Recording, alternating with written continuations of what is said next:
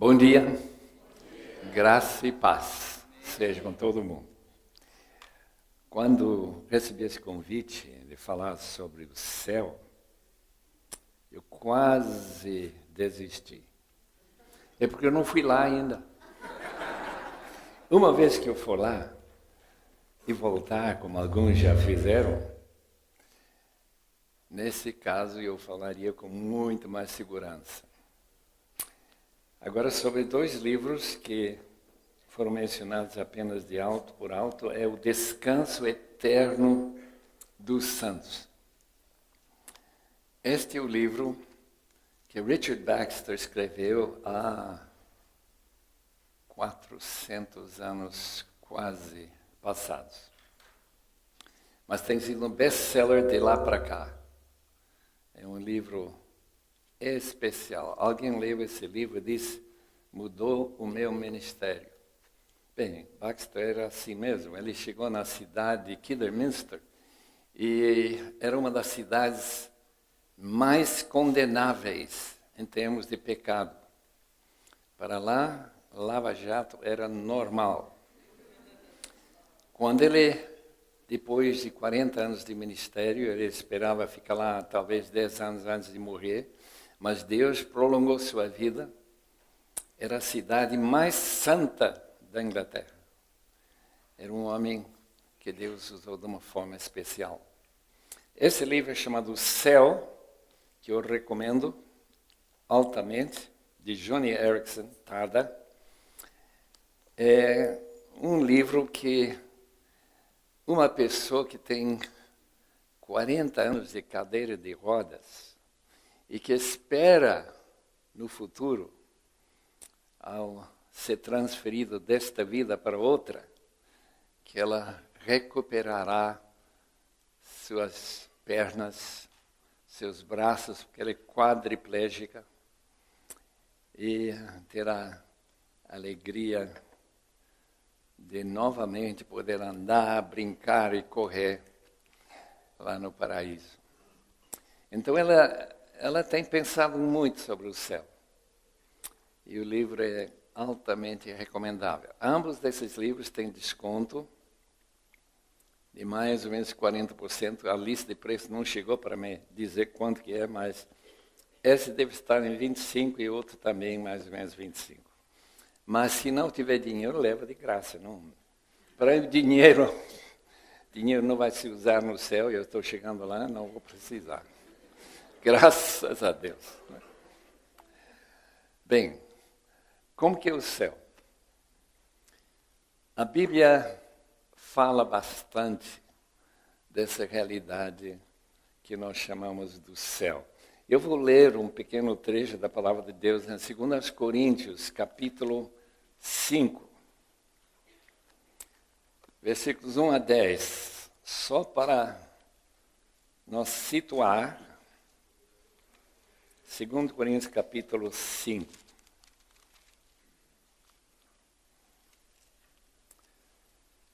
Há uma divergência de interpretação sobre esse texto muito grande.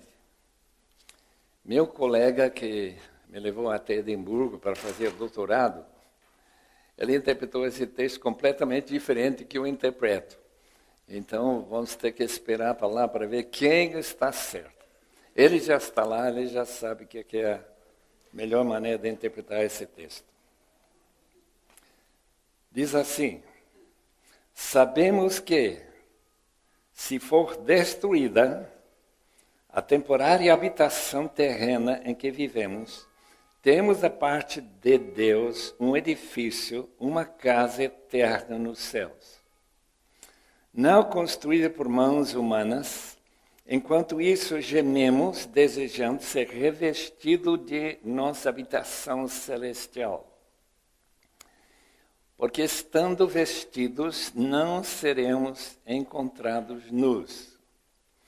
Pois enquanto estamos nesta casa, gememos e nos angustiamos, porque não queremos ser despidos, mas revestidos da nossa habitação celestial, para que aquilo que é mortal, seja absorvido pela vida.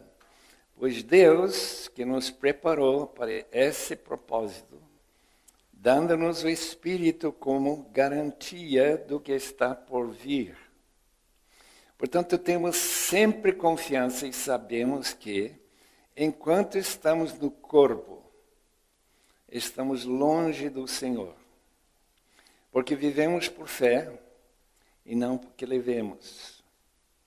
Temos, pois, confiança e preferimos estar ausentes do corpo e habitar com o Senhor. Por isso temos o propósito de lhe agradar, quer estejamos no corpo, quer o deixemos. Pois todos nós devemos comparecer perante o tribunal de Cristo, para que cada um receba de acordo com as obras praticadas por meio do corpo, quer sejam boas, quer sejam más. Vamos orar pedindo que Deus nos guarde de erros. Com certeza eu vou falar bastante coisa errada. E que os irmãos esqueçam logo, não lembrem nada de errado. E que aquilo que está certo tenha uma certa permanência na sua mente. Nós vamos orar para que Deus também nos oriente em falar sobre aquilo que é mais importante e deixar de lado aquilo que é menos importante. A vida é uma constante de escolhas. Escolha aquilo mais importante, aquilo que é menos importante. Podemos então orar junto com os irmãos devem orar também. Não desliguem a sua cabeça simplesmente porque eu estou aqui na frente orando. Orem comigo. A palavra amém foi acrescentada para essa finalidade, para dizer, eu concordo, eu estou pedindo a mesma coisa que está sendo pedido por quem está orando. Pai amado, estamos aqui com trepidação, temor e tremor. Nós não entendemos muita coisa relativa à vida futura, aquela vida além do túmulo. Mas sabemos que existe, sabemos que Cristo voltará para nós levantar daquele túmulo e dar-nos a vida da ressurreição. Faz com que esta manhã as pessoas que têm tomado seu tempo precioso para estar aqui estejam guardados sempre de ideias, pensamentos errados. E que aquilo que realmente vale a pena crer e colocar no acervo de sua fé seja lembrado. Nós te rogamos isso para a tua glória somente, Senhor, em nome de Jesus. Amém. Enquanto estamos no corpo, segundo Richard Baxter, estamos distantes do Senhor. Mesmo na sua presença estamos distantes. O que quer dizer uma frase como essa? Simplesmente que dizer que Deus está aqui, como de fato Ele está em todo lugar, significa que nossa consciência humana, essa nossa capacidade de comunicação com Ele, de ouvir Ele falar para nós, é bastante tênue. Estamos distantes, é como quem escuta um eco,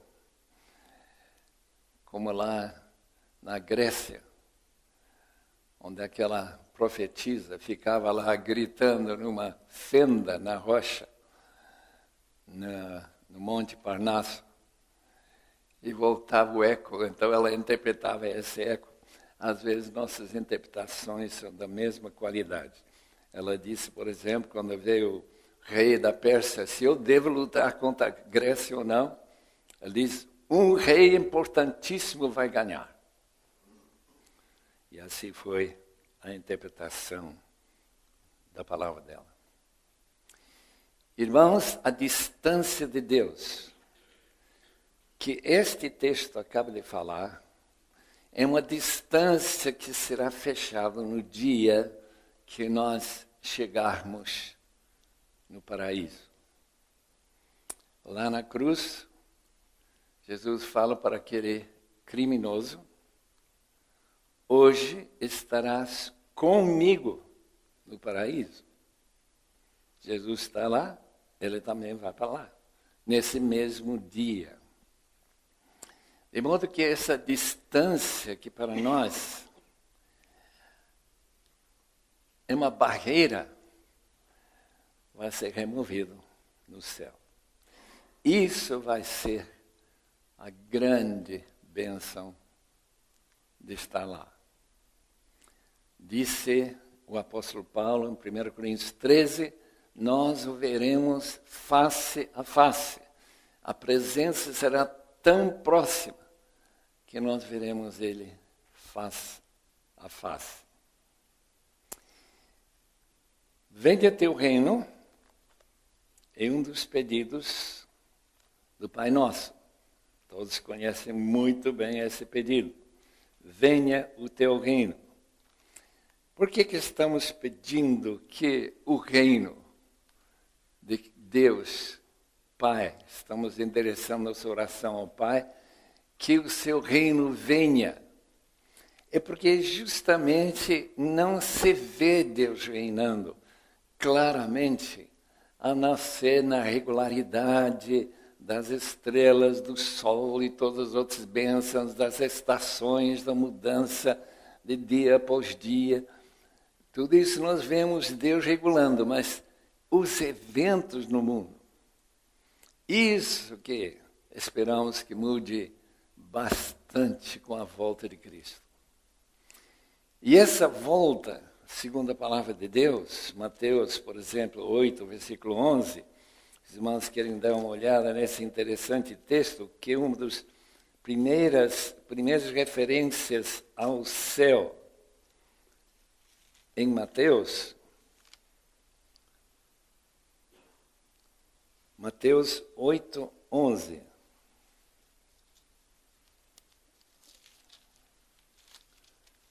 O texto refere quando aquele centurião quis que Jesus curasse seu servo, que era muito querido, e ele admitiu que ele serve a uma outra pessoa acima dele e que seu servo serve a ele. Quando eu digo vá, ele vai. Se eu digo venha, vem. Em outras palavras, não há nenhuma barreira de resistência à vontade dele, o centurião. Jesus disse, fé como essa nunca vi em Israel. Versículo 11. Eu lhes digo que muitos virão do Oriente, do Ocidente, e se sentarão à mesa com Abraão, Isaque e Jacó, no reino dos céus. Mas os súditos do reino serão lançados para fora. Isto é, os israelitas descrentes que não aceitam seu próprio Messias. Esse texto, como vários outros no Novo Testamento, falam de um banquete que está na nossa frente. Cada vez que se trata do mundo futuro, da realidade futura que nós estaremos experimentando, todos nós, daqui a uns 100 anos ou menos, significa que haverá um tipo de comunhão que nós temos quando somos convidados a um banquete. Agora, esse banquete não diz qual é o motivo do banquete. Mas quando chegamos à parábola, por exemplo, de Mateus 22, sabemos é casamento do filho do rei.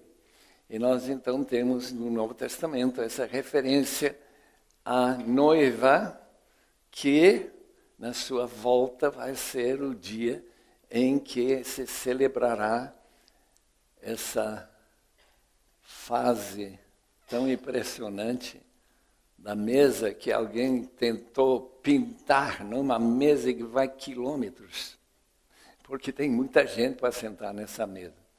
Mesa do banquete do casamento do Cordeiro, capítulo 19 do livro de Apocalipse.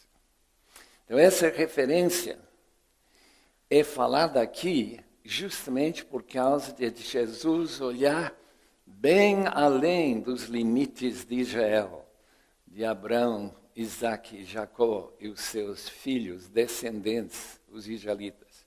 Está falando de nós que vivemos até os confins da terra, que Mateus 28 vai colocar como uma grande comissão, e de fazer discípulos, aqueles que vão ser convidados por esse banquete. E nessa parábola, onde os convidados não querem chegar, estão todos ocupados, estão todos interessados, como a maioria da população de São Paulo hoje, e durante esse fim de semana em que poucos estão trabalhando, essa mesma ideia de que há muita gente desinteressada no céu. A C.S. Lewis fez uma referência a esse desinteresse quando ele diz que se você pegar uma pessoa qualquer andando na rua de Londres e oferecer um prato num dos bons restaurantes de Londres, e em vez de esse prato de comida, você oferecer o céu para ele, ele escolheria, provavelmente, esse prato de comida. O interessante nesse texto é que Deus combina as duas coisas. O prato, eu não sei o que se servirá nesse banquete, mas deve ser coisa muito gostosa. E ao mesmo tempo que pessoas que não tinham nenhum direito, aqueles que vêm do leste, do oeste, pessoas que nunca conheceram Abraão, Isaque e Jacó, estarão sentados juntos para deliciar-se nesse banquete do casamento do Cordeiro. Em Lucas 19, já mencionamos que... Não mencionamos essa. Na parábola das minas, aquele servo que ganhou 5 minas e logo dobrou aquilo que recebeu, quando o seu mestre volta, ele tem umas palavras a recomendá-lo da seguinte forma: muito bem, meu bom servo, respondeu o seu senhor, por ter sido confiável no pouco, governa sobre 10 cidades. O seu senhor respondeu, também você encarrega-se de 5 cidades, isto é para o servo que ganhou mais 2 talentos. O interessante nesse texto, para mim, essa referência a governar, ou ser prefeito, não sei o quê, de 10 cidades. Que cidades? Haverá cidades no céu? Haverá realidades que nós nunca imaginamos, que a Bíblia não menciona, a não ser em textos como esse aqui? Eu não sei. São essas áreas de enigma que qualquer estudo sobre o céu se refere. Que a volta de Cristo vai envolver remanejamento do seu tempo, de sua responsabilidade, aquele que foi confiável no pouco. Qualquer coisa que fizemos aqui nesse mundo é muito pouco em comparação com aquilo que nós aguardamos na volta de Cristo. Será que está falando do milênio? Mas logo que tem tantos servos que tem servido bem numa cidade suficiente para tantos servos pegar 10 cidades. Então vamos ter que ver e colocar isso lá numa prateleira, onde para descobrir depois, como tantas outras coisas. Nesse texto de Lucas 23, 43, hoje estarás comigo no paraíso, nós entramos noutra área de bastante dúvida. Como que é o paraíso? A palavra paraíso é uma palavra persa que significa jardim. Será o que neste muito interessante livrinho, Visões Além do Véu. H.A. Baker foi missionário junto com a esposa num orfanato na China, antes dos comunistas expulsar todos os missionários. Então eles pegaram mendigos, tem aqui algumas fotos desses mendigos aqui, rapazinhos, e a transformação que ocorreu quando eles receberam o Evangelho.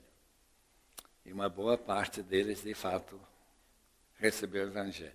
Essa foto aqui é especial, de especial interesse, porque o jeito que ele chegou da rua e o jeito que ele ficou logo depois de conhecer a Cristo com um sorriso enorme na sua cara.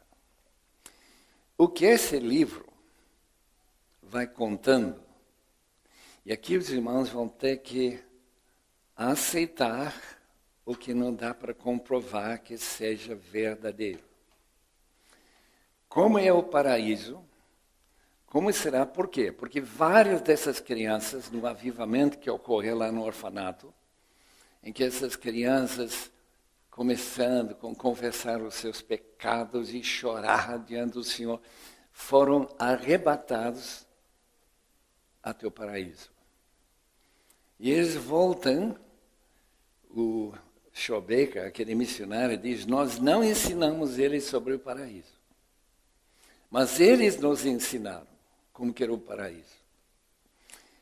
E que era um parque perfeito em todo sentido da palavra, coisa que eles nunca tinham visto na vida, porque essa cidade onde eles se reuniram lá em Yunnan, bem no sudoeste da China, era um lugar muito pobre, muito necessitado naquelas épocas, eu acho que nos anos 50. Aqui não tem referência à data, eu não sei quando que foi. Mas eles contam de animais, eles contam de árvores de fruta, eles falam do fato que a gente, quando tinha fome, simplesmente pegava fruta deliciosíssima. Que o paraíso é um lugar de muita música, que a gente está escutando música maravilhosa, e que é, obviamente, muitos anjos. Como eu já disse, eu não fui lá ainda, não vou poder dizer se é verdade ou não. Algumas das mais pequenas desses mendigos transformados pela graça de Deus falaram mais detalhes sobre o paraíso. Como era gostoso de estar lá. A minha pergunta é esta. Esse estar no paraíso ou no céu, antes da ressurreição do corpo, na volta de Cristo, será uma existência corporal? Voltando para 2 Coríntios capítulo 5, nós temos uma habitação nos céus.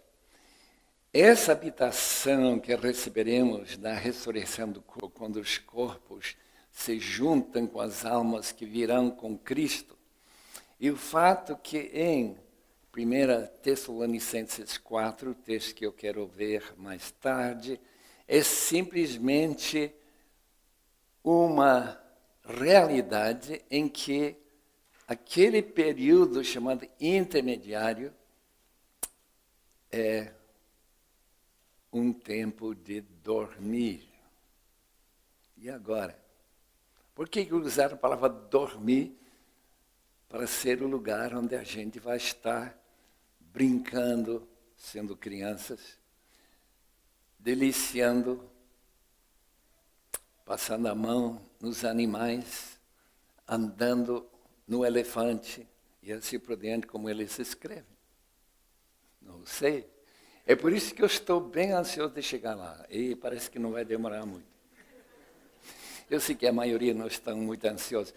Nem Paulo teve muita certeza que ele queria ficar nesse estado que ele chama de despido. Isto é do corpo. Porque todos nós sabemos que tudo que fazemos depende do corpo. Aquilo que eu vejo, aquilo que eu cheiro, aquilo que eu vou deliciar, aquilo que eu vou tomar e tocar, tudo isso depende do corpo. E como seria estar sem corpo? E por que esse texto fala de um corpo? Esses irmãos aqui explicam que um tipo de corpo pré-corpo, não é um corpo tão físico como o nosso, mas um corpo espiritual, que depois se junta com o corpo na ressurreição. Eu não sei se será por aí que a gente deve entender. Interessantemente, William Booth, que fundou o Exército de Salvação, também teve uma experiência como Paulo teve de chegar no paraíso por um tempo e voltar vivo. Ele conta que ele viu pessoas lá tão gloriosas que a gente ficava extasiado a vê-las. Ele viu uma mulher que morreu já velha, não sei se era corcovada, mas estava enrugada, feia toda a vida. Mas quando ela aparece no paraíso, ela parece bem mais bonita que Eva quando ela foi criada. Daí ele chega à conclusão, isto é o fundador, o chamado William Booth, homem de Deus, acho que não mente, contando como que era ver pessoas lá no paraíso. Temos que aguardar para confirmar todas estas coisas. Ele viu um homem que confirma o que C.S. Lewis escreveu. Ele escreveu que se nós olhássemos para os irmãos que estão aqui hoje, e eu tiver assim um certo desprezo, eu não tenho esse sentimento por ninguém aqui, graças a Deus, certo desprezo, e você encontrar esse homem na vida futura, você será tentado a se jogar no chão e adorá-lo. É mais ou menos o que William Booth escreve do homem que ele viu lá, com tanto brilho, que era semelhante àquele brilho que Moisés viu no topo do Monte Sinai e teve que colocar um véu enquanto aquele luz celestial foi se esvaziando e saindo. Vamos olhar para um outro texto em João capítulo 5. João 5, e versículo 28, 29.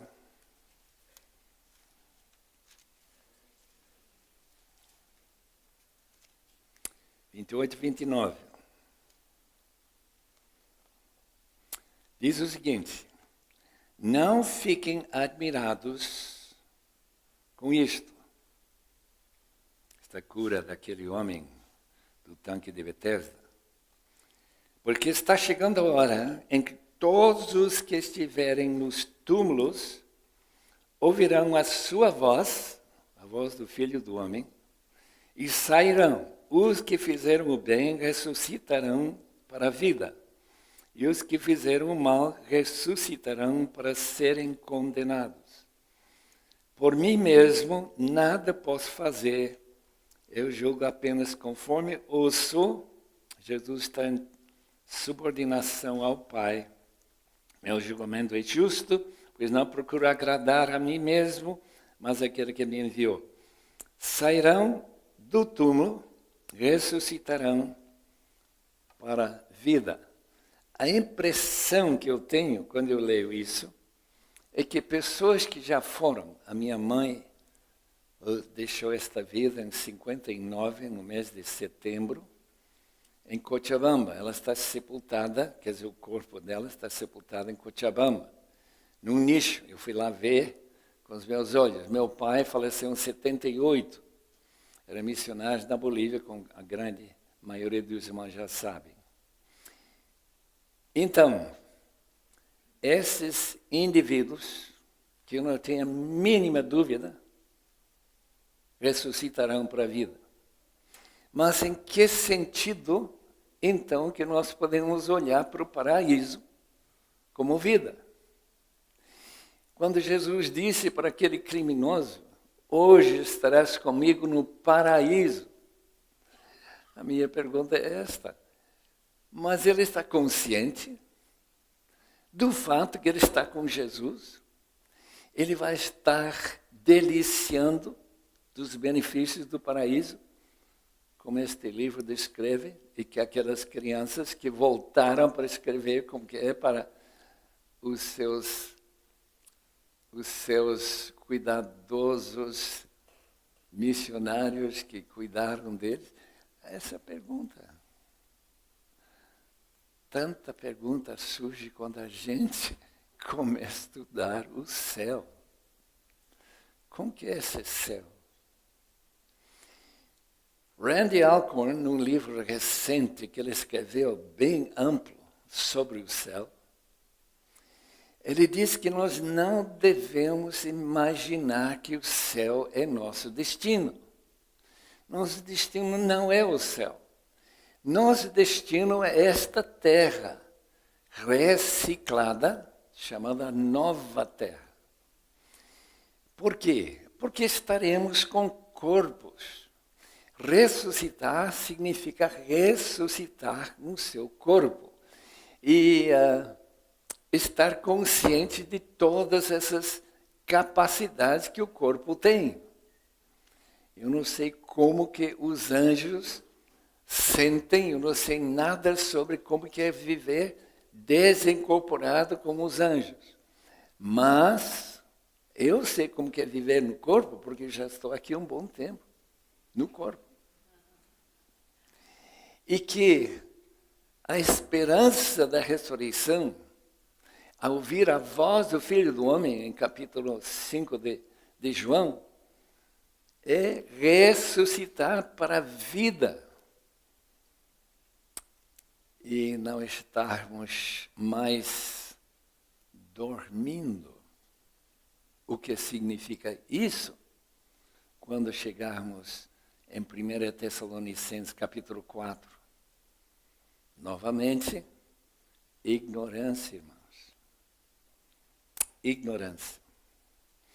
A mesma palavra em João 11, quando Jesus, falando com Marta,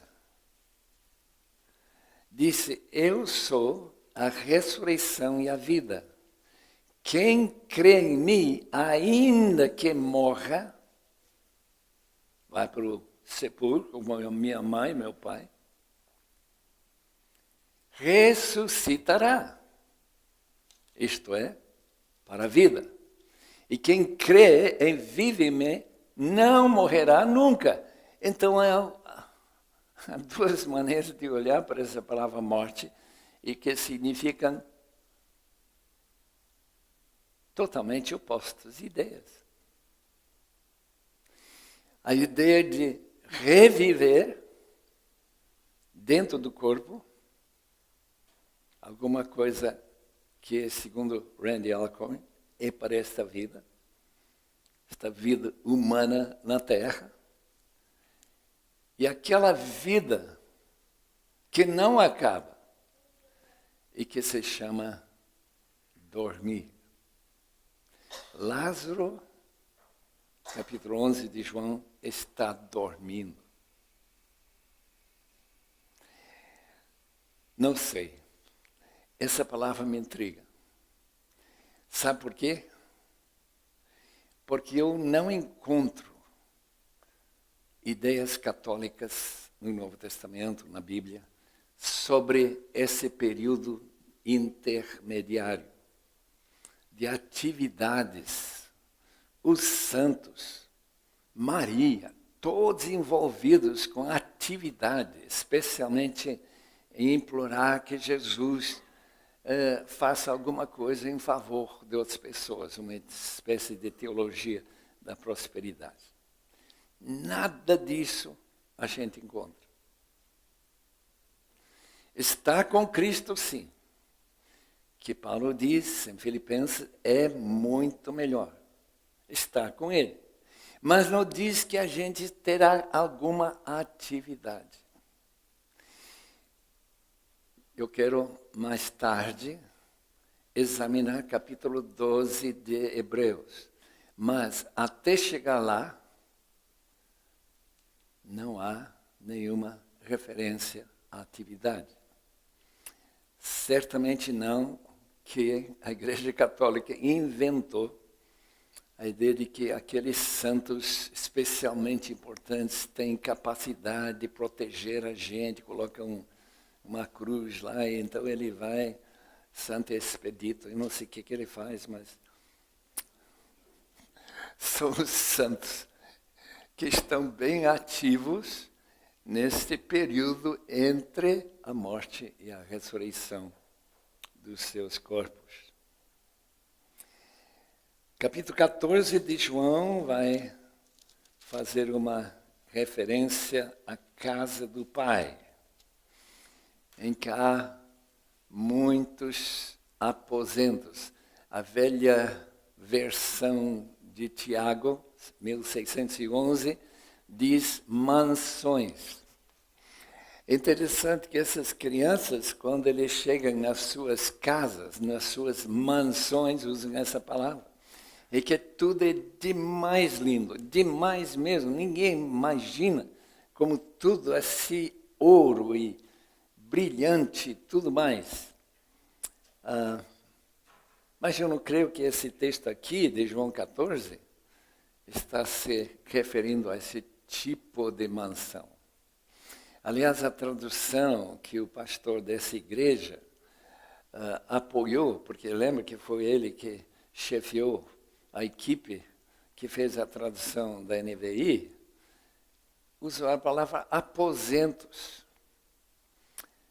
A casa do Pai tem aposentos, quer dizer lugares como hotel, onde a gente fica algum tempo e depois volta para sua atividade normal. E talvez acompanhe melhor a ideia de dormir, não sei. A palavra casa do Pai, para descrever o céu, na casa do meu Pai, muitos aposentos. Se não fosse assim, eu lhes teria dito, João 14, versículo 2. Vou preparar-lhes lugar. Então, alguns escritores enfatizam o fato que Jesus foi e está preparando lugar para nós. Mas eu não leio isso nesse texto de forma alguma. A casa do Pai já existe. Jesus disse em capítulo 2, versículo 19, destruí este templo de alvenaria. Em 3 dias o levantarei. Que templo? O texto explica. O templo do seu corpo. A ressurreição é a volta do templo. E aquele templo é Jesus Cristo. Em Cristo há muitos aposentos. Então não é uma referência a quartos de ouro e coisas maravilhosas dessa natureza. Não dizendo que não existem, eu não sei se existem ou não existem. Porque, como eu já disse, foram essas crianças que foram para lá, não eu. Pode dizer que isso é uma referência à casa do Pai, com suas mansões, condomínio celestial. Não é isso que Jesus tinha em mente, creio eu. Jesus tinha em mente a igreja na sua multiforme e multifacetada capacidade de reunir pessoas em milhões de lugares no mundo inteiro. Vá para qualquer lugar do mundo, encontre pessoas reunindo, às vezes, em grande perigo de serem descobertos, como essas igrejas escondidas na China, ou grupos que se reúnem com muito cuidado em Coreia do Norte, lugares onde o perigo é constante. Na casa do meu pai, há muitos aposentos. Em outras palavras, uma referência à ressurreição de Cristo, que agora se identifica com o templo de Herodes, destrui esse templo, eu o levantarei, o único templo que é aceitável a Deus. O fato que Israel quer construir mais um templo não me impressiona nem um pouco, porque o texto é muito claro que o templo é Jesus Cristo. E estando nele, nós, a igreja IBNEU, é um desses aposentos. É uma dessas, se quiser usar o velho Tiago, rei Tiago, veja 1 Coríntios capítulo 3, versículo 16, onde Paulo fala diretamente, especificamente, que a igreja de Corinto é um templo, é o templo, o santuário de Deus. Vocês não sabem que são o santuário de Deus, porque a ideia de templo, por exemplo, o templo de Herodes, quem já foi para Israel com Luiz Saião, vai lembrar que tem uma esplanada, uma espécie de plataforma de 12 campos de futebol. O templo ocupava um pedacinho só desse terreno. 20 metros por 30, 40, nem sei quantos metros. E que esse templo que foi destruído, esse templo que não tem pedra nenhuma sobre o pedra, porque o resto está bem claro que os pedras estão aí, nessa esplanada, essa plataforma elevada para aquele espaço. Toda essa área era conhecida como o templo, mas o santuário, o naos, esse aqui são as pessoas. E nós, segundo 1 de Pedro, capítulo 2, versículo 4, estamos sendo construídos numa casa para a habitação de Deus. Sacerdócio real, casa que é também sacerdotes e sacerdotisas, para oferecer sacrifícios.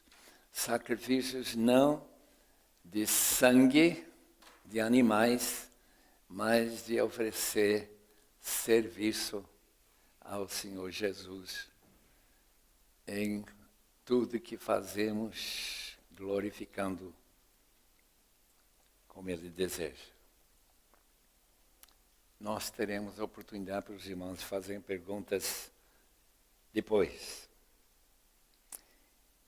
Em Atos, capítulo 3, versículo 21, encontramos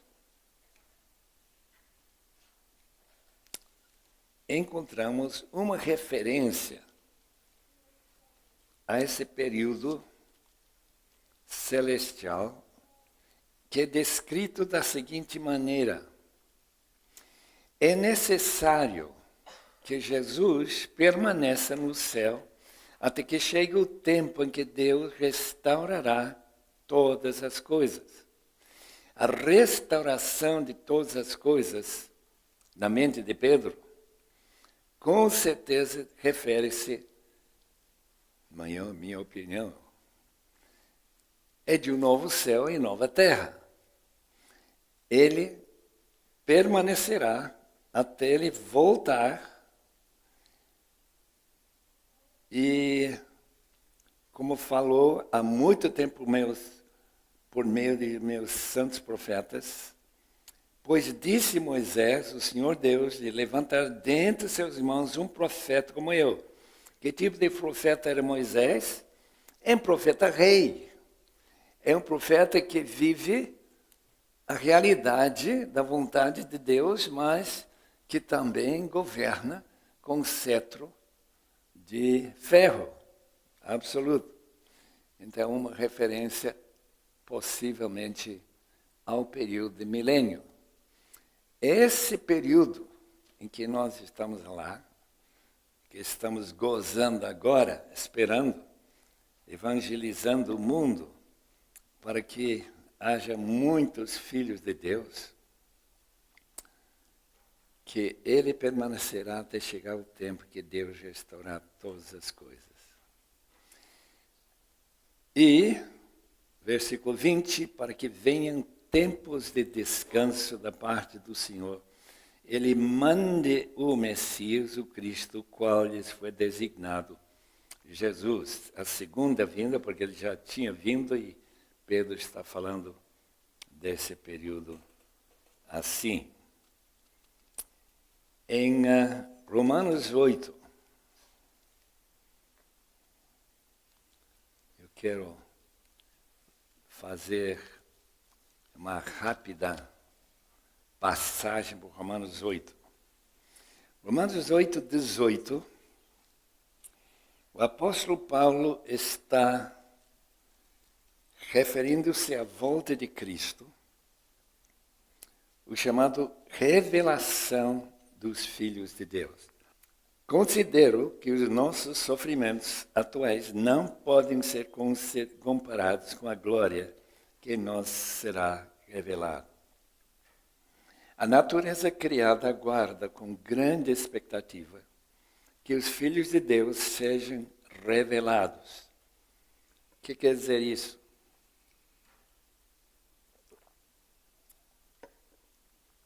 Quando a gente anda pelas ruas de São Paulo, lá no centro, ninguém olha e vê que algumas pessoas lá são gloriosas. Diferentemente de gente comum que não é gloriosa.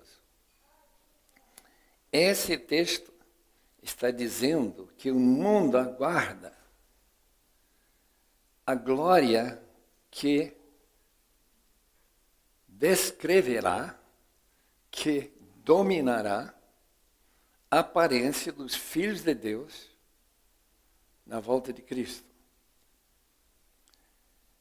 Essa transformação que nós esperamos, de corpo semelhante ao corpo de Jesus, e que tem alguma glória, se William Booth estava falando da realidade que ele viu lá no paraíso.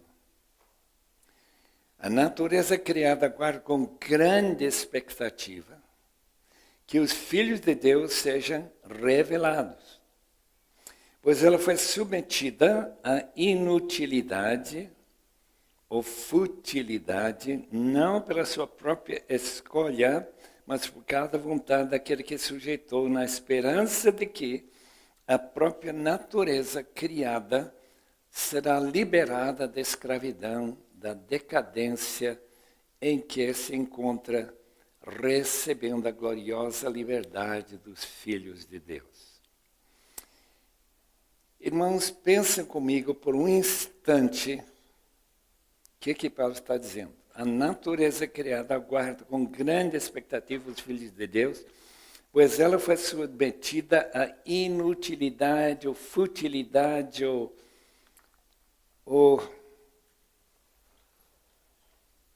à tremenda frustração. Pense bem, todos nós começamos a vida criança, tanto trabalho que a gente deu para os pais. Finalmente ficamos independentes e tivemos nossas esperanças de criar alguma, talvez fortuna, talvez fama, talvez não sei o quê, para depois ser completamente esquecido. Eu não sei quantos irmãos já entraram nos cemitérios como eu tenho entrado, olhando para aquelas pedras gravadas com o nome de fulano e tal. Viveu, morreu, e ninguém sabe mais nada sobre ele. Nada. Não deixou nenhum sinal de que ele viveu aqui. Essa é a futilidade dessa vida.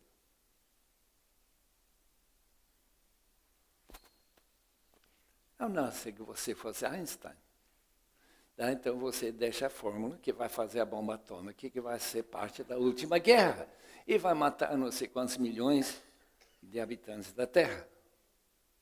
Em outras palavras, se não for futilidade em termos de sua vida pessoal, vai ser futilidade em termos de o avanço que a gente esperava. A melhora.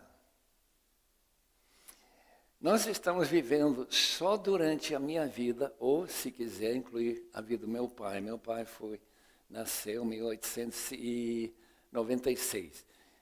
Eu lembro uma foto dele num desses carros que eu não tinha nem teto. Era um carro muito simples. Do ano 1903, ou 8, ou 10, eu não sei quando que ele estava sentado nesse carro quando tiraram essa foto. Agora, os carros que estão estacionados aqui fora são super modernas. Elas acabaram com os problemas que aqueles carros velhos tinham, que eu lembro muito bem, dos anos 30. Eu tinha um caminhonete que acredita que freios mecânicos. Eu levei uma mudança para um professor de Wheaton College para Colômbia, Carolina do Sul, e quando eu cheguei no monte para descer, eu não podia parar. Esse caminhão foi descendo e eu disse, poxa, e se quebrar? O que eu vou fazer? Esse cabo que estava tentando, graças a Deus que eu fui às 1, 2 horas da madrugada, não encontrei ninguém, eu não tinha que passar ninguém para entrar no barranco ou dar uma volta no outro lado da estrada. Futilidade, o cemitério é o fim de todos nós. Até chegar o dia da revelação dos filhos de Deus. Essa é a razão dessa igreja existir, de missionários estarem em lugares tão complicados e difíceis como Uganda, Angola, outros lugares difíceis deste mundo. Glorioso. William Booth, quando ele olhou para aquele indivíduo lá no paraíso, ele diz que ele ficou extasiado. Foi deslumbrado, foi algo que foi possível de descrever em termos de glória. Se de fato a minha esperança de estar aqui na Terra durante o milênio, com corpo ressurreto, e governando uma pequenina cidade no interior de São Paulo, não sei. 10 cidades, não. A pergunta é esta: como aparece o ressurreto em contraste com aquela gente que não morreu e não tinha Cristo como Salvador e não tem chance mais de se converter durante aqueles 1000 anos? Vamos ver, né? O que vai ser. Mas segundo este texto, a impressão que eu tenho é que a gente vai ser realmente glorioso. E que os mundanos não terão nenhuma dificuldade em obedecer e querer impeachment de você, que está governando 5 cidades, ou quantos você vai ganhar para cuidar.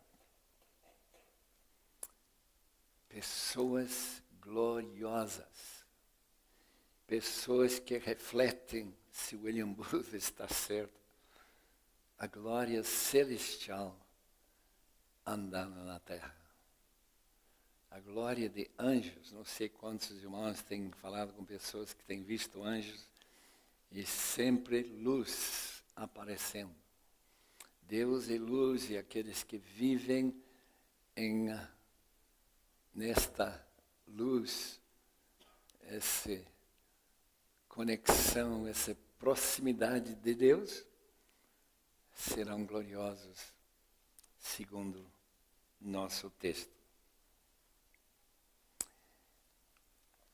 O que mais nós encontramos aqui? A escolha da maldição deste mundo foi feita por Deus. Ele que a sujeitou, na esperança de que a própria natureza será libertada da escravidão, da decadência em que se encontra, recebendo a gloriosa liberdade dos filhos de Deus. Qual é essa liberdade?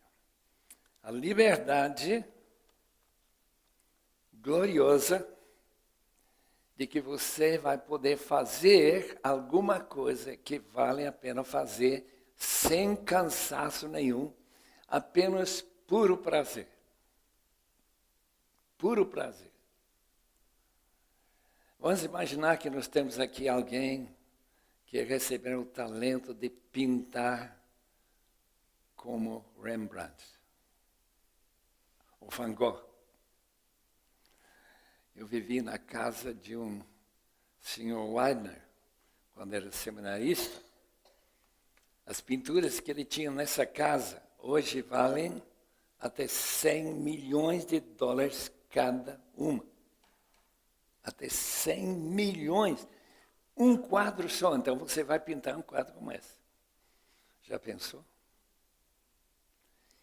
E esse quadro vai ser reconhecido por todo mundo. Foi pintado por uma pessoa gloriosa.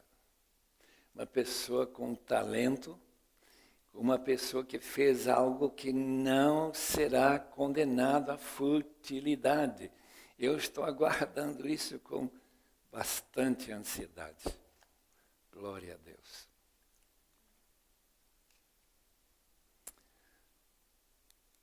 O que mais que diz aqui, em Romanos 8?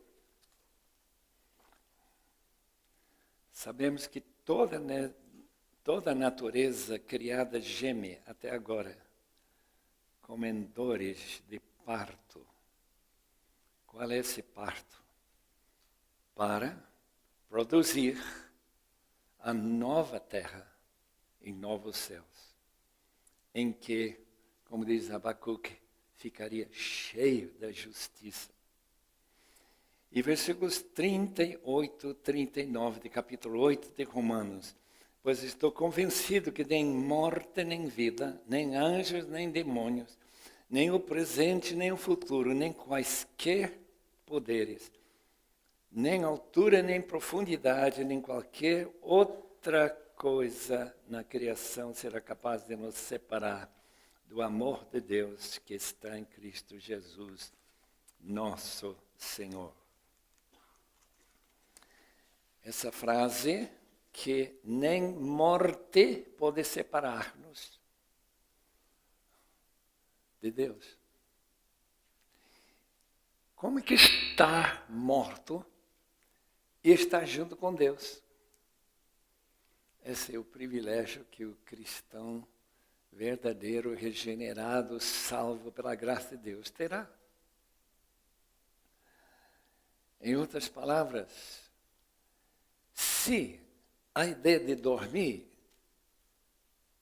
significa dormir em termos de tempo, que o tempo vai passar muito rápido, 1000 anos num só dia.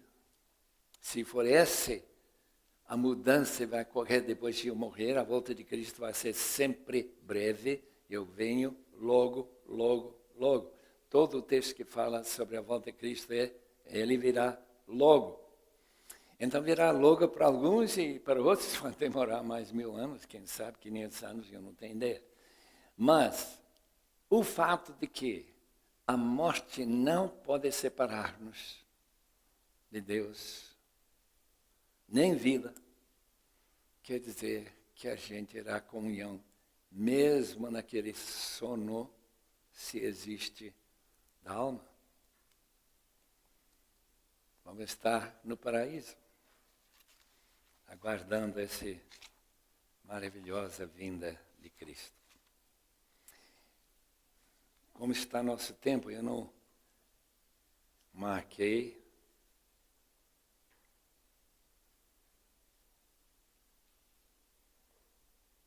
Já passou 1 hora? Está na hora de parar?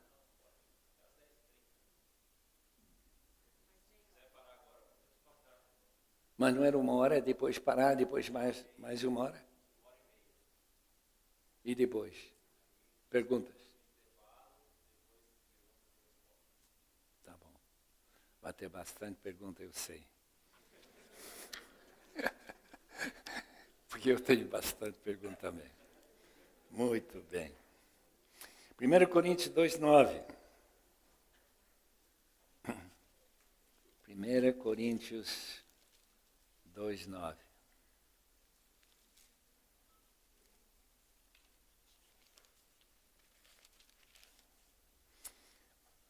Olho nenhum viu, ouvido nenhum ouviu, mente nenhuma imaginou o que Deus preparou para aqueles que o amam. Note bem, ele não está preparando, já foi preparado na cruz o que Deus tem para aqueles que o amam.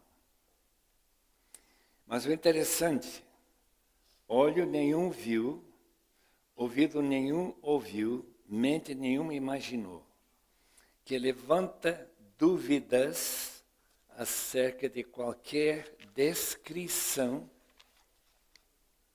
de como será esse futuro que não está descrito na palavra de Deus. Quando eu leio esse livro, eu pergunto, mas como que essas crianças poderiam ter visto essas coisas que Deus tem preparado para aqueles que o amam? Dessa parte eu não duvido. Mas o que eu tenho dificuldades em entender esse texto. Ou será que depois da volta de Cristo para a destra do Pai, que Ele agora está revelando para as pessoas realidades que antes eram desconhecidas? Estou com essa dúvida ainda na minha mente. Vamos lá para 1 Coríntios 15, o grande texto sobre a ressurreição. 15 de 1 aos Coríntios. Não vamos ler o texto todo, mas apenas versículo 50 até o fim do capítulo. Irmãos, eu lhes declaro que carne e sangue não podem herdar o reino de Deus.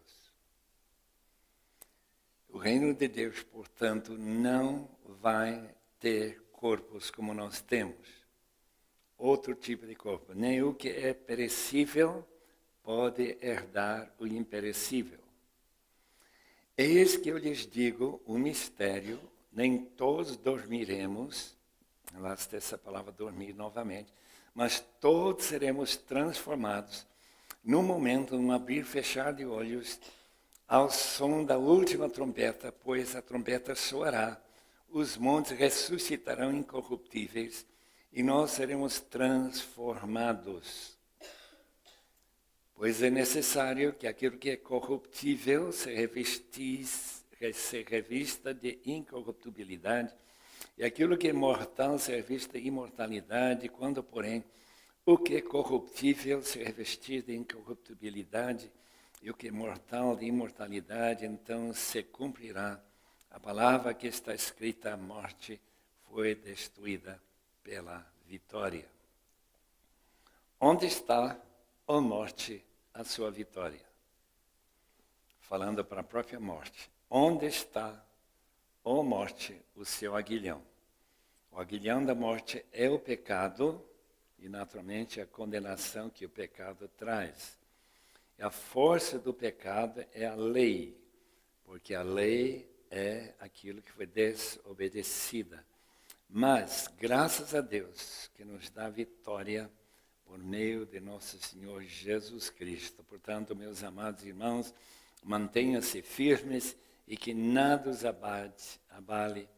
Sejam sempre dedicados à obra do Senhor, pois vocês sabem que no Senhor o trabalho de vocês não é inútil. Diferentemente do trabalho normal neste mundo, condenado à futilidade, aquilo que nós fazemos terá permanência. Já pensem bem que daqui a 1000 anos você vai agradecer por alguma coisa que você fez. Talvez uma pessoa que você evangelizou e levou a Cristo. Daqui a 1 milhão de anos você vai, porque aquilo que nós fazemos pelo Senhor, não por nosso benefício, nossa glória, mas para a glória de Deus, terá permanência. A ressurreição, segundo esse texto, ocorrerá depois da última trombeta, que vai tocar, e essa trombeta é mencionada também em 1 Tessalonicenses capítulo 4, 13 a 18. A volta de Cristo, então, vai ser anunciada por uma trombeta e o arcanjo que anunciará o tempo de espera para a volta de Cristo. Já acabou. Cristo está voltando. Essa ressurreição que vai ocorrer é segundo Apocalipse 1, versículo 6 e 5:10, é para reinar sobre a terra. A palavra reinar combina com essas parábolas que falam sobre governar, cuidar de pessoas ou áreas ou o que for. Aquilo que tanto interessa a nossa presidenta. Não perder esse direito de governar até o fim do mandato dela. Esta ideia de governar, reinar com Cristo sobre a terra não é uma ideia muito comum em nossas mentes. Não é muito fácil imaginar sobre quem reinaremos. Em Portugal, nós tivemos um professor no seminário de Leiria, chamado Dr. Arthur Lewis. Ele escreveu um livro negando o milênio. Antes de ele falecer, ele desmentiu o que ele escreveu. Qual foi o problema que ele teve do milênio? Simplesmente que não haveria ninguém sobre quem reinar. Todo mundo morrerá, a não ser os crentes. E os crentes, então, vão habitar, não vão reinar sobre outros crentes. Pelo menos não parece muito provável. Essa ideia, então, desses versículos de estar sendo acordado e transformados para receber um corpo incorruptível. Filipenses capítulo 3 deixa claro que esse corpo é semelhante, se não igual, ao tipo de corpo que Jesus tem. Corpo consciente, autoconsciente, corpo que tem olhos e nariz, pode cheirar e ouvir, boca para falar e pernas para andar. Mas a diferença deste corpo é que um corpo imortal. Todos nós, eu estou bem consciente disso agora, depois de passar os 80 anos, que eu estou morrendo. Eu estou condenado à morte. A não ser que Cristo queira vir antes, que seria melhor ainda. Mas este corpo tem dentro dele uma espécie de certeza que daqui a 20 anos, no máximo, eu estarei apodrecendo, quer dizer, o corpo estará apodrecendo num túmulo. O que este texto ensina é que este corpo, na transformação, quando acabar esta condenação, ou essa maldição que está sobre este mundo de futilidade, que isso vai acabar totalmente. 1 de Pedro usa a frase que não perece nunca. Não envelhece. A velhice simplesmente não ocorre mais. A gente não perde mais o cabelo. A gente não fica sentindo mais fraco, mais cansado, mais isso, mais aquilo. Ser um corpo espiritual, glorioso. Eu estou bem feliz com a ideia. Agora vamos olhar para 2 de Coríntios, capítulo 4. Paulo foi decapitado com mais ou menos 60 a 67 anos de idade. Ele diz em versículo 16, 4 de 2 Coríntios, versículo 16, por isso não desanimamos, embora exteriormente estejamos a desgastar-nos. Estamos como um pneu que está sendo usado muito, correndo muito, e aos poucos ela fica careca. Interiormente estamos sendo renovados dia após dia, pois os nossos sofrimentos leves e momentâneos estão produzindo para nós uma glória eterna que pesa mais do que todos eles. Assim fixamos os olhos não naquilo que se vê, mas no que não se vê, pois o que se vê é transitório, mas o que não se vê é eterno. Muito bem, notem bem uns pontozinhos nesse texto. Primeiramente, que os sofrimentos, sendo açoitado, e todas as outras descrições de 2 Coríntios capítulo 11, 23 em diante, todos aqueles sofrimentos estão produzindo uma glória eterna que pesa mais do que todos eles. Os irmãos não pensam muito em glória como pesado, porque nós pensamos mais como luz ou alguma coisa que não tem peso nenhum. Mas a palavra peso reflete o hebraico, kabod, que é o peso da pessoa. O peso em dinheiro, o peso em gado, o peso em terras e tudo mais. Ele é rico, então ele é pesado. Então, haverá, nesses galardões que nós aguardamos,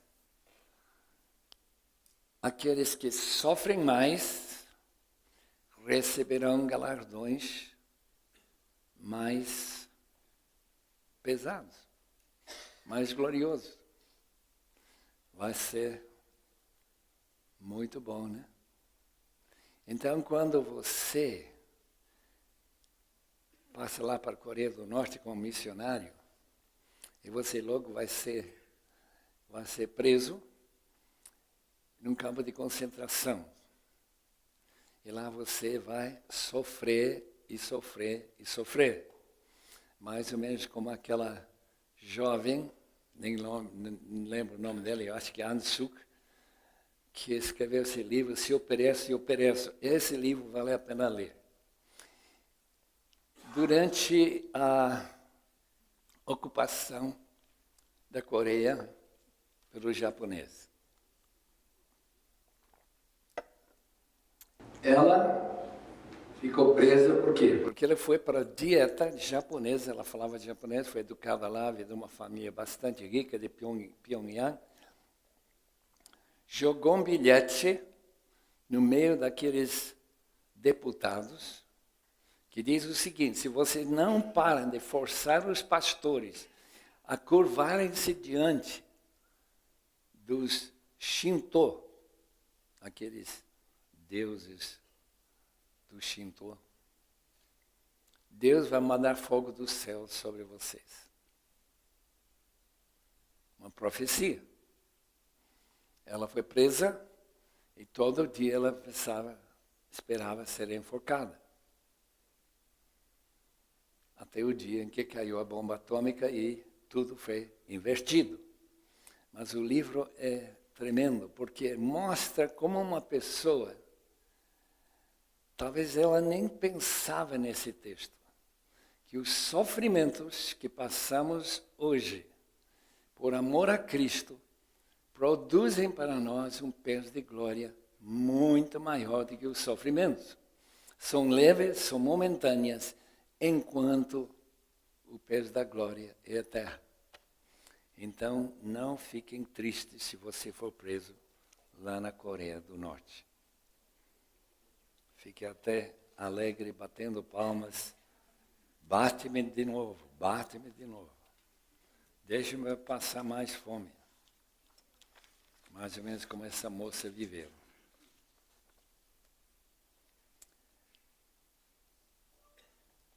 Efésios.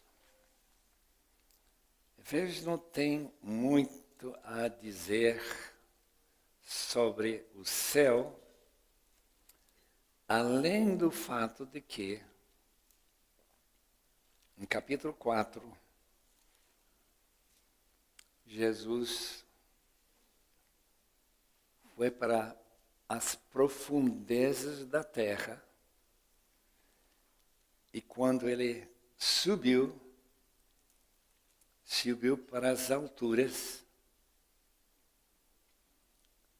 E o texto diz, no versículo 9, capítulo 4, que significa que ele subiu, senão que também havia descido às profundezas da terra. Quer dizer que a morte de Cristo, seu sepultamento, deu Jesus o direito, a incumbência de formar sua igreja e de indicar quem não deve ser líder nas suas igrejas locais, claro, a igreja toda. Versículo 11, de capítulo 4. Quer dizer, a sua descida para a morte, a morte na cruz, não somente ganha para nós o privilégio de viver eternamente, mas nos dá o privilégio de servir a Deus em relação à sua igreja, servindo a sua igreja, que é a amada noiva pelo qual Jesus morreu, segundo Efésios capítulo 5. As referências, 5 delas, em Efésios, dos lugares celestiais, a palavra lugares não aparece no original, é simplesmente celestiais. Leva-nos a acreditar aquilo que Peter O'Brien falou em Cambridge, na Inglaterra, imagina, em 86, 30 anos atrás. Eu não tinha ouvido a ideia do Peter O'Brien, que é professor do Moore College em Sydney, na Austrália. Em nosso grupo, que estava reunido em Cambridge naquele mês de novembro, ele disse: a igreja, segundo o Novo Testamento, é uma igreja que vive em 2 dimensões ao mesmo tempo. O que é isso? É como os irmãos hoje. Os irmãos estão sentados aqui numa dimensão física, como qualquer outra pessoa que está sentada em qualquer lugar em São Paulo. Mas ao mesmo tempo que nos reunimos aqui, estão reunidos no céu também. Eu não tinha pensado nisso. Simplesmente tinha, nesses anos e anos de estudo que a gente tinha feito, não passou pela cabeça que nós, quando reunimos, estamos reunindo em 2 dimensões, a celestial e a física também. O significado dessa reunião, ou desse estar com Cristo, é simplesmente que, como diz Hebreus capítulo 12, quando nos reunimos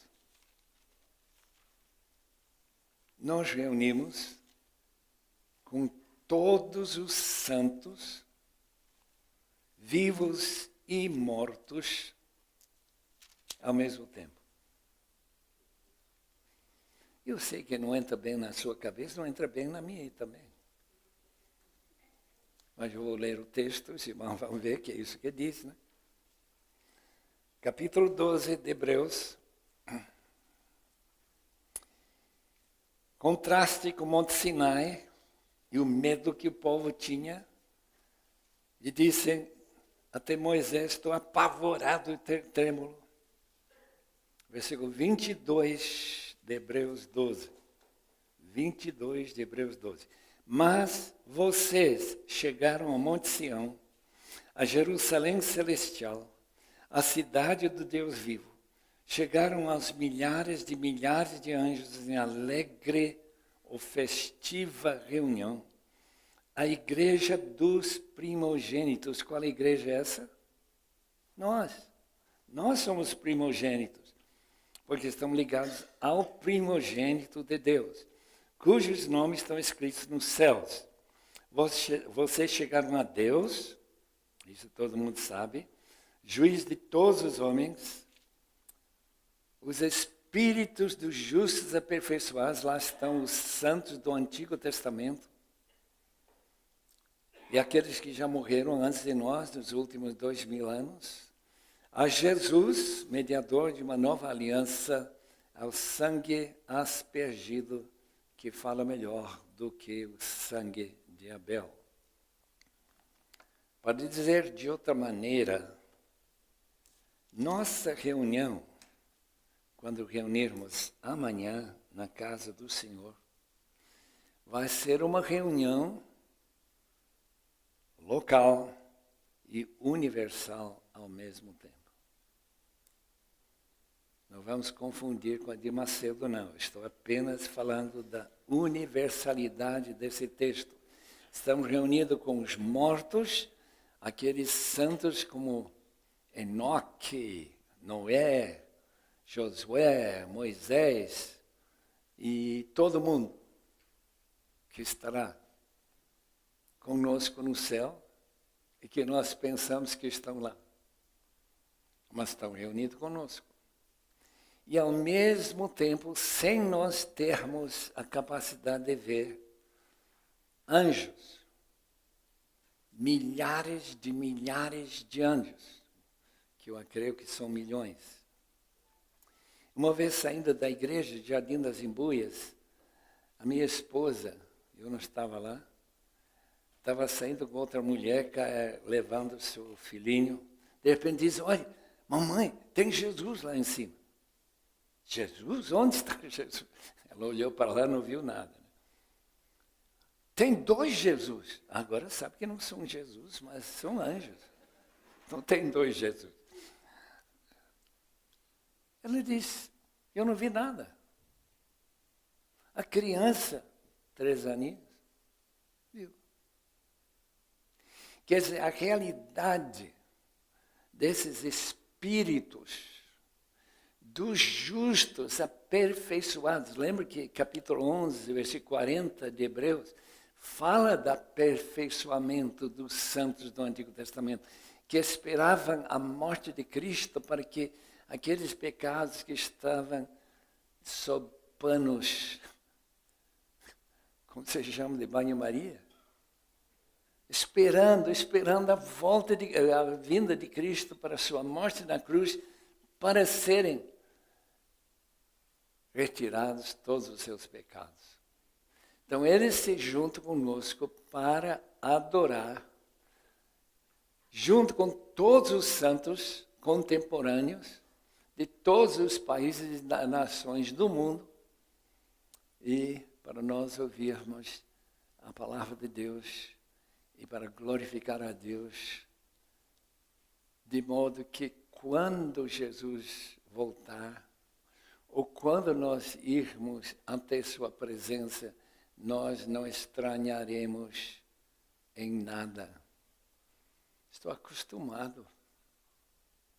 Não é estranhar ver anjos lá, nenhum. Então, quando Efésios e Colossenses também tratam de esta experiência de adorar em 2 dimensões ao mesmo tempo, local, universal, é a Bíblia que dá essa base. Estamos em Cristo. Onde está Cristo? Ele está à destra de Deus. Onde está Deus? Está aqui, mas Ele está no céu. E a pergunta sempre será, mas como que é isso? E nós teremos que pensar com Van Hooser, que esteve falando para a gente lá em Águas Lindões, não sei quantos dos irmãos estiveram lá, quando ele vai descrever esta frase, estar em Cristo não é uma ideia de localização. Você não pode dizer, Cristo está aqui, eu estou nele. Usa-se essa palavra em Cristo para descrever sua autoridade, o ambiente em que ele reina, em que ele é real. E eu estou dentro desse ambiente, desta bolha quer dizer, transparente, em que Cristo está aqui, eu estou nele, você está nele, e daí vem nossa fraternidade, nosso amor uns pelos outros, porque estamos tão ligados ao Senhor Jesus Cristo. Filipenses capítulo 1, 27. Filipenses 1, versículo 27. Aquela igreja de italianos, né? Filipos era uma colônia italiana de soldados e descendentes do exército do famoso imperador Augusto César. Versículo 27. Não importa o que acontece, exerçam sua cidadania de maneira digna do Evangelho de Cristo, para que assim que eu vá, ou eu veja, que ele apenas ouça a seu respeito a minha ausência, fique eu sabendo que vocês permanecem firmes num só Espírito. Capítulo 3, versículo 20, repete novamente nossa cidadania celestial. O destino deles é a perdição, o seu Deus e o estômago. Pessoas aparentemente como aqueles de Judas, segunda de Pedro, que vivem uma vida de vergonha para o Evangelho. Só pensa nas coisas terrenas. A nossa cidadania, porém, está nos céus, de onde esperamos ansiosamente o Salvador, o Senhor Jesus Cristo, pelo poder que o capacita a colocar todas as coisas debaixo do seu domínio. Ele transformará os nossos corpos humilhados, tornando-os semelhante ao seu corpo glorioso. Glória a Deus. Capítulo 3 de Colossenses, porém, já que vocês ressuscitaram com Cristo, lembra que o batismo é o lado exterior de uma transformação interior, de morrer com Cristo, ressuscitar com Cristo. Procurem as coisas que são do alto, de nossa cidadania celestial, onde Cristo está sentado à direita de Deus, mas tem o pensamento nas coisas do alto e não nas coisas terrenas. Pois vocês morreram e agora a sua vida está escondida em Cristo, em Deus.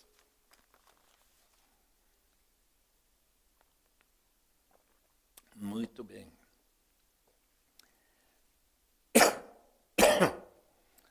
Gostaria de ler um pedaço de 1 Tessalonicenses 4, versículo 13 a 18. Irmãos, não queremos que vocês sejam ignorantes quanto aos que dormem. Essa palavra dormir agora aparece umas 3 vezes nesse texto. Para que não se entristeçam como os outros que não têm esperança. Se cremos que Jesus morreu e ressurgiu, cremos também que Deus trará, mediante Jesus e com Ele, aqueles que nele dormiram. Estão entendendo? Ele vai trazer aqueles que dormiram em Cristo. É uma frase que descreve os mortos crentes e que estavam perturbando muito a igreja de Tessalônica.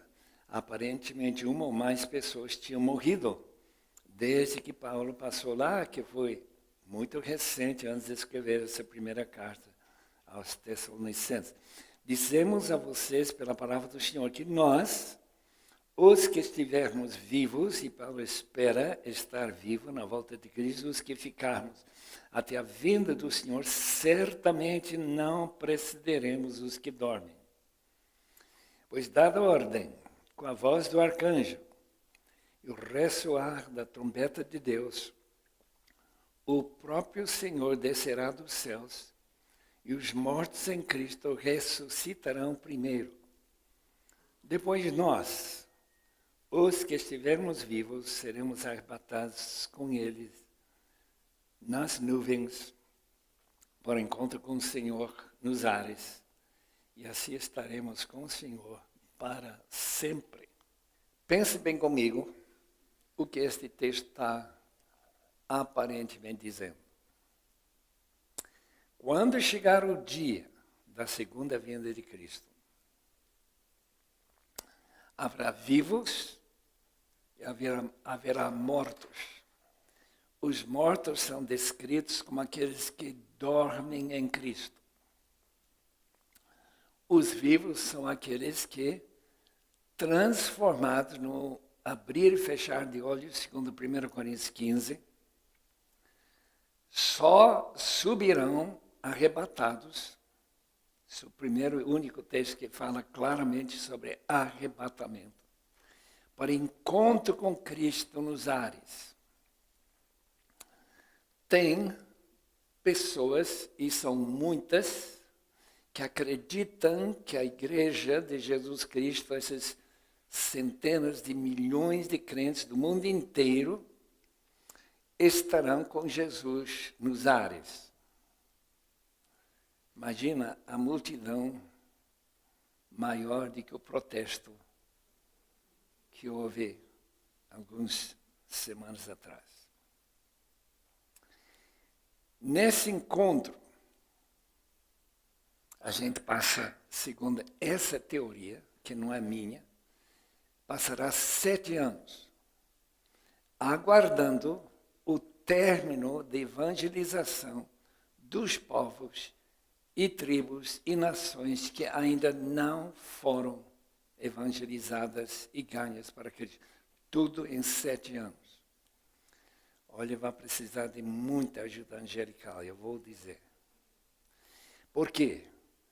Para aprender uma língua que não tem escrita, demora anos e anos. Às vezes 20 ou 30 anos. Mas, isso aparentemente, para essa teoria, não é obstáculo nenhum.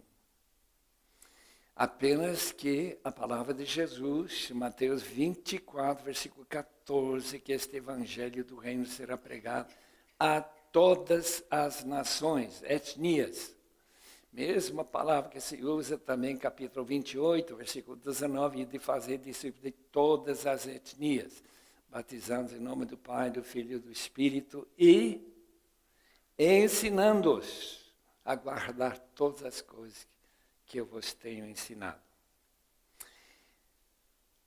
Uma vez que 7 anos acabou, o período já está dividido nesse período de tempo, Jesus voltará para a terra para reinar sobre a terra no milênio. É a posição chamada dispensacionalista. Essa ideia surgiu, segundo um irmão que eu conheci, que escreveu sua tese de doutoramento. Essa ideia surgiu cerca do ano 1830, quase 200 anos atrás. Um pastor chamado Irving ficou muito encantado com a ideia que a igreja podia ser arrebatada a qualquer instante e que não teria que passar pela grande tribulação que é mencionado no livro de Apocalipse e em outras partes da Bíblia. Então, esta ideia, ou este pensamento, ganhou tanta força que eu não sei, pelo menos na América do Norte, que não seja a grande maioria. As igrejas da Assembleia de Deus, em geral, seguem esse pensamento também, e que a igreja vai escapar o sofrimento que está destinado para alguns irmãos agora, mas naquela época chamada Grande Tribulação dos 7 anos, vai ser geral e talvez até universal. Por que a igreja não vai passar pela tribulação? Essa é a minha pergunta. Se de fato o apóstolo Paulo, que escreveu 2 Coríntios, capítulo 4, versículo 16 e 17, que falou tão clara e especificamente que nossos sofrimentos leves e momentâneos produzem para nós um peso de glória muito maior do que o sofrimento. Se a gente não quer essas alegrias, os galardões, tudo que estão relacionados a esse peso de glória, claramente a gente vai querer morrer antes ou ser arrebatado e ficar, não sei, fazendo o que lá no céu, ou nos ares. Né? Mas a palavra encontro com Jesus nos ares não dá essa impressão, não. Essa é a mesma palavra que nós temos na parábola de Jesus, quando aquelas virgens recebem a notícia, o grito que o noivo está chegando. Então, aquelas sábias saem para o encontro do noivo e vão para a festa, enquanto os outros procurando azeite para suas lâmpadas, não conseguem entrar porque não encontraram nenhum lugar. É uma parábola que fala justamente de pessoas que não estão em condições de serem aceitos por Jesus. Sua fé não foi genuína, não foi uma fé salvadora, não mudou nada nas suas vidas. E por isso que não são admitidos na grande festa. A volta de Cristo, segundo esse texto de 1 Tessalonicenses capítulo 4, a volta de Cristo será da igreja encontrando com Ele e voltando para a grande festa das bodas do Cordeiro, segundo eu entendo. A volta de Cristo é a união da igreja com Cristo aqui na terra, para reinar com Ele na terra, segundo Apocalipse 1 e capítulo 5. Essa realidade milenar, para ficar 1000 anos, é chamado pré-milenismo clássico. Foi a ideia que foi divulgada na primeira igreja durante 200, 300 anos. Só muito mais tarde surgiu a ideia que eu falei de a igreja ficar aguardando durante aquele período de tribulação aqui na terra.